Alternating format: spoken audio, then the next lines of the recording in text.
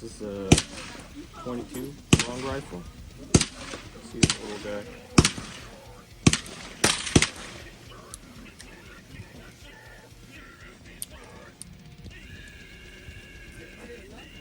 Pretty small. It's about as small as you're gonna get. I'll show you how small the recoil is. Oh my god.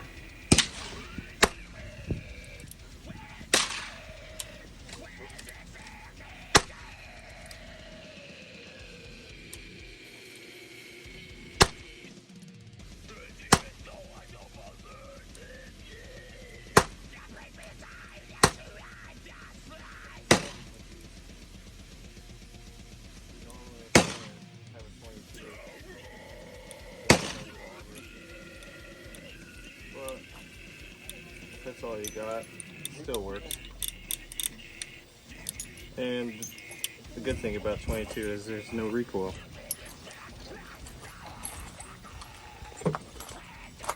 Yeah.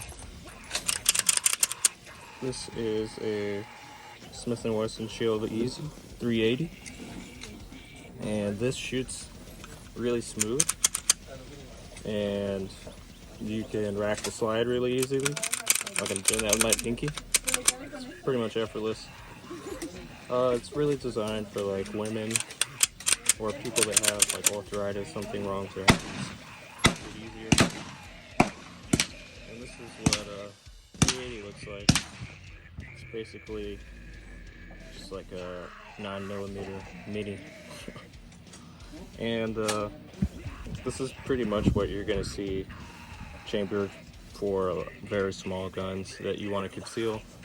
Now they're moving more to 9mm, but if you've never really shot handguns, then this is probably going to be easier for you.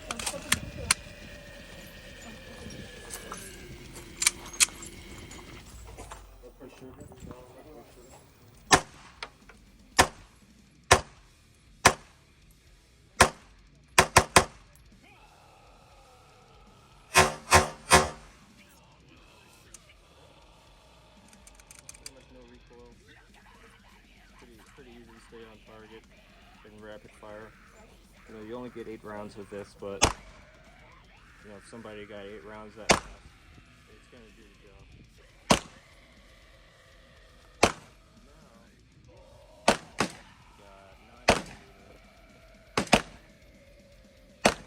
Yeah, that's pretty much the same thing as what we just shot, but it's a little bit longer, a bit bigger, a little bit heavier. And with 9mm, it's pretty much what you're gonna be stuck with as far as like the most common caliber or the most common guns that you can find. This is a Canik TP9 SFX, chambered in 9mm, and it's more centered for like competition and stuff like that. But if that's all you got, that's all you got. This is what I did my shooting test with.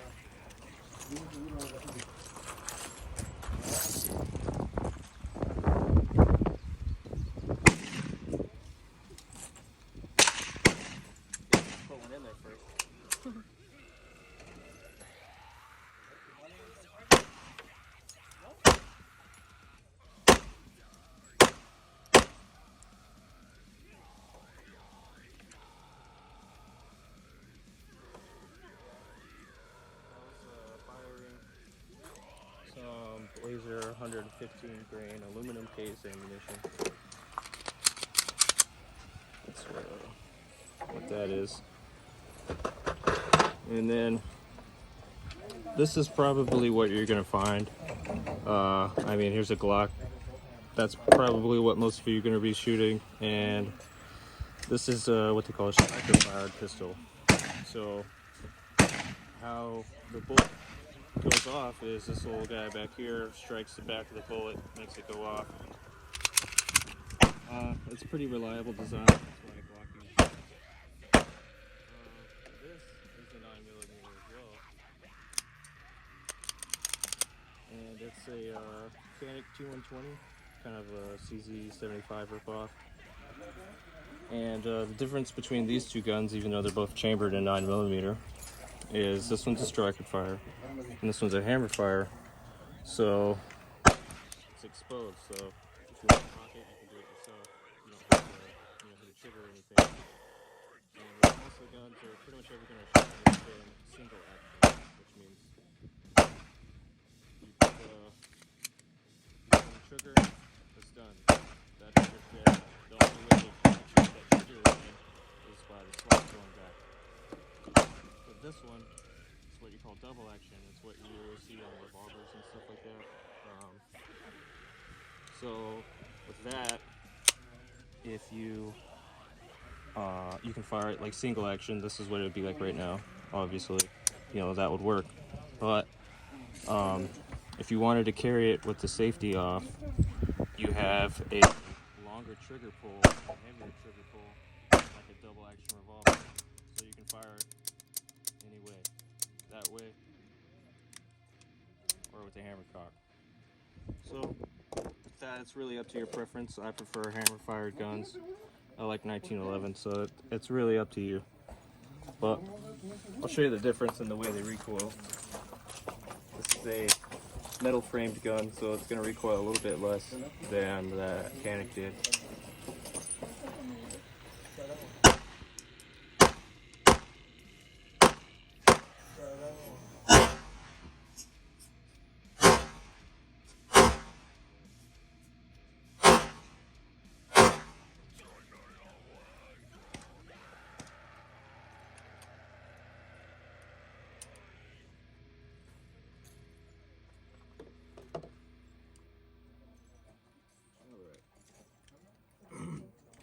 So moving on from that, I got something that's a little bit weird. I just happened to have it, so I figured I'd throw it in. This is a old Czechoslovakian military pistol called a CZ52, and it's chambered in 7.62 .25, which is a machine gun round that they used to use back in the day. And it's an 85 grain bullet, so it's lighter than a 9mm, but it's a bigger casing, so it's got more power behind it.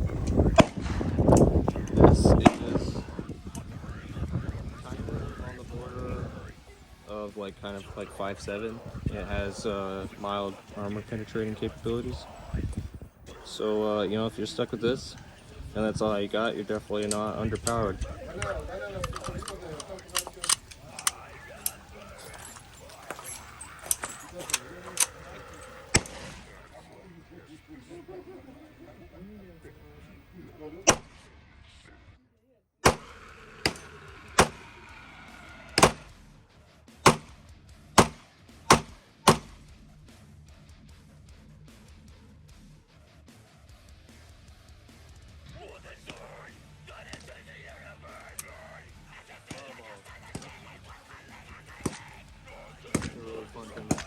Very loud.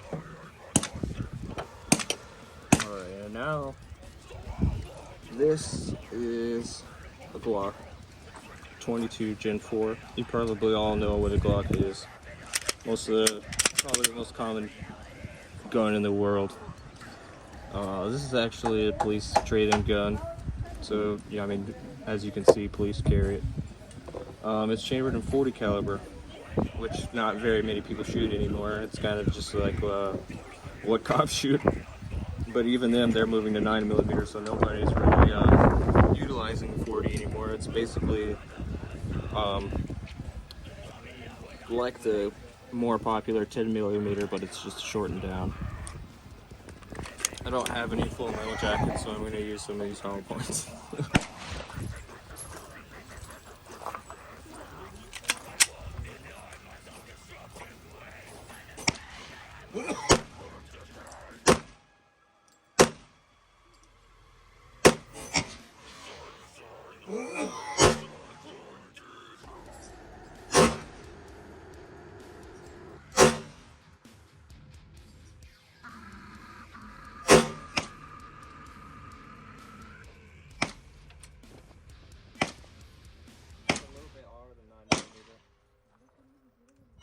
It's honestly pretty enjoyable to shoot. I like the thump.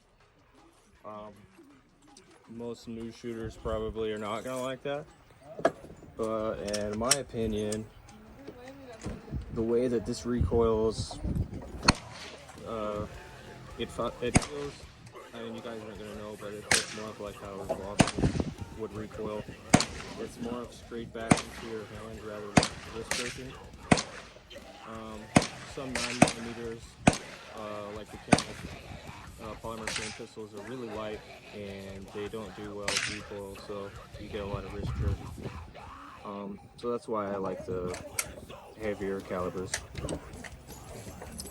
Now, got the good old 1911, chambered in the Lord's caliber, 45 ACP. This is probably what your grandpa carried in the army. It's a pretty big old bullet, twice the size of the 9mm. I mean, you only get 10 rounds on this gun, but 10 rounds of that's more than enough in my opinion. And look how beautiful it is.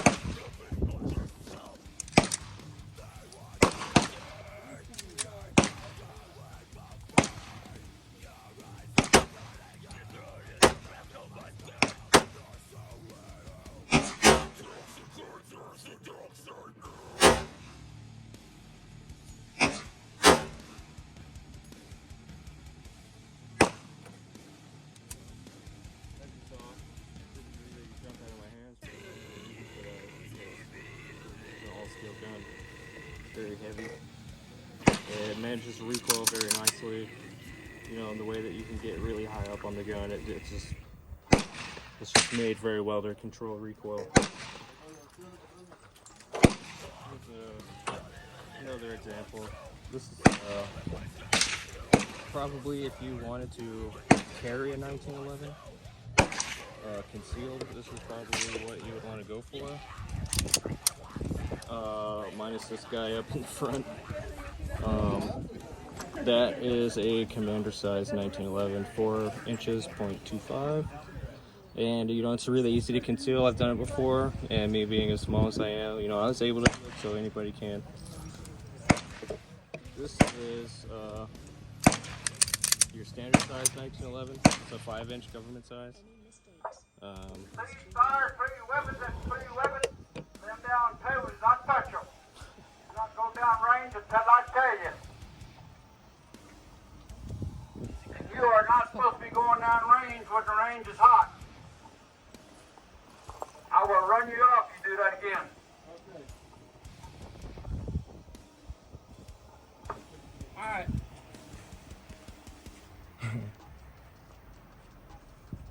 Gun safety is very important. Range is clear, you can go down, put up targets, check them.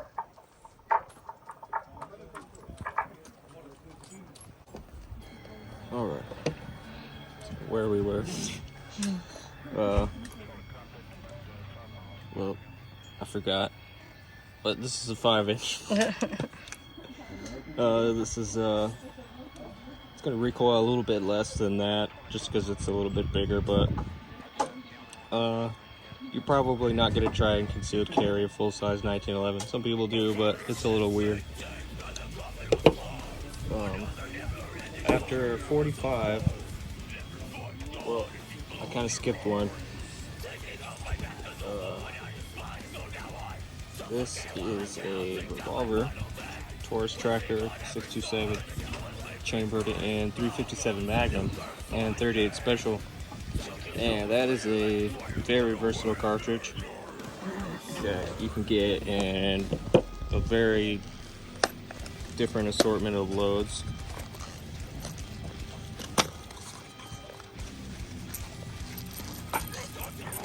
That's what a 357 Magnum looks like. It's what the FBI and everybody used to carry back in the good old days with the revolver.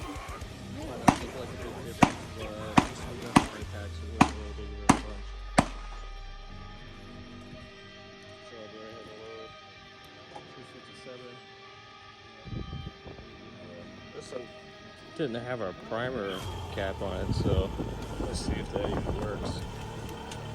And we're going to load 238 so you can see the difference in recoil. I think I did that backwards.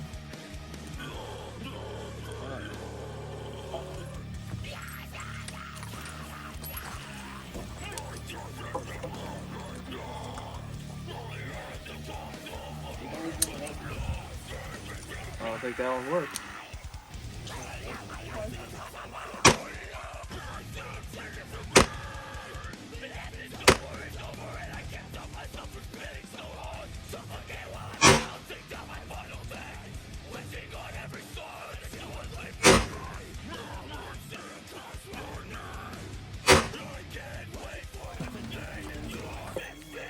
Last but not least, we got this big old boy. That is a 45 long Colt. That's what the good old cowboys used to shoot. I'm gonna shoot this out of a Taurus Judge. This is a pretty common revolver. It shoots 45 long Colt and 410 shotgun shells, which is pretty crazy. So we're gonna see what that does. A little bit of a handful.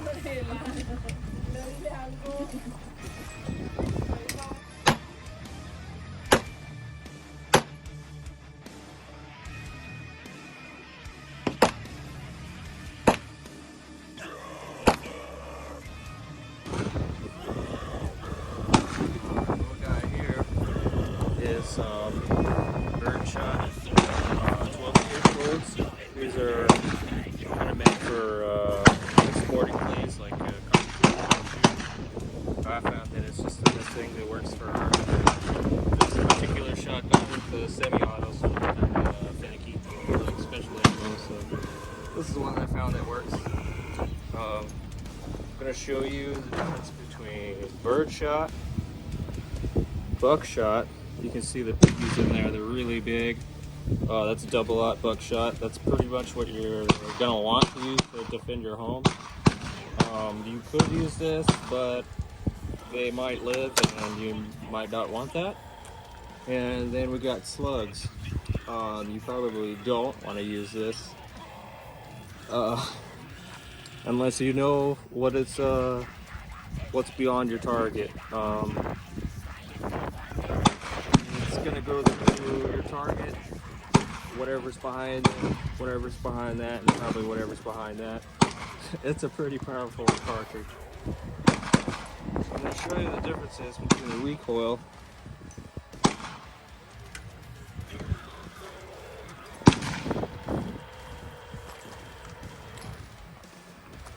glasses are probably going to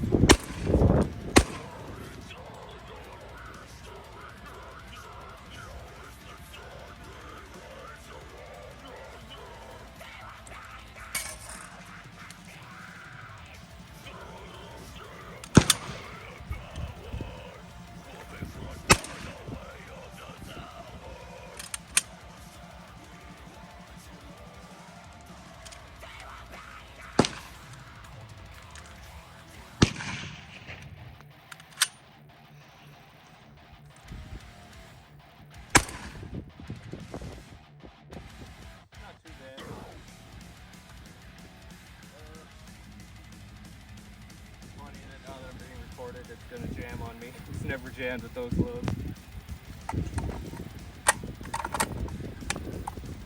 Alright, this is buckshot.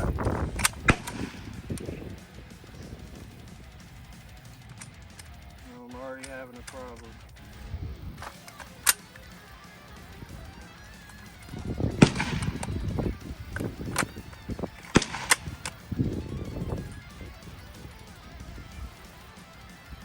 Gonna thump a little harder.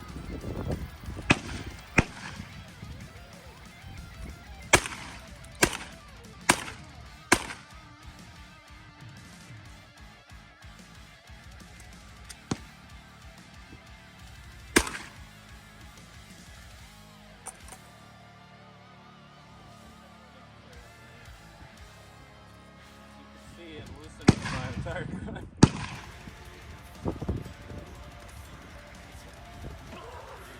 Now, these might not cycle.